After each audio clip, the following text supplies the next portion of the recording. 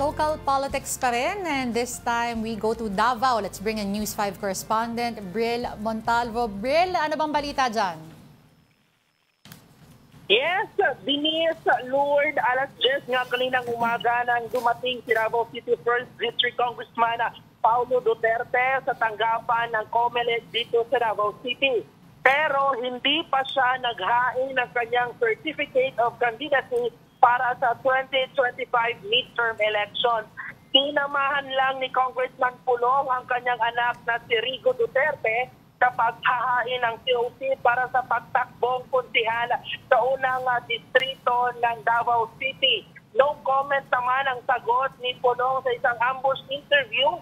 Nang tanungin namin siya kung tatakbo ba siyang senador na nauna nang sinabi ng kanyang kapatid na si Vice President Sara Duterte.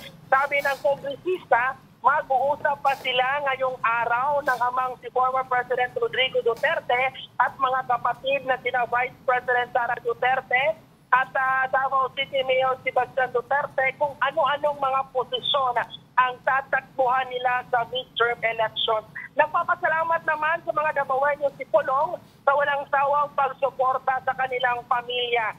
So sa mga oras na ito, sa ikalawang araw ng COC filing dito sa tanggapan ng COMELEC Davao City, 3 pa lang ang naghahain ng kandidatura pagkakonsehal. Wala pang naghain ng COC, pagka-alkalde at vice-alkalde.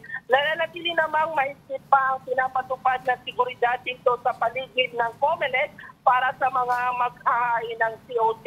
Denise, Lord. Napaka-suspense naman dyan. Pero maraming salamat sa oras mo. Bril Montalvo, ang ating News 5 correspondent from Davao. Thanks, Bril.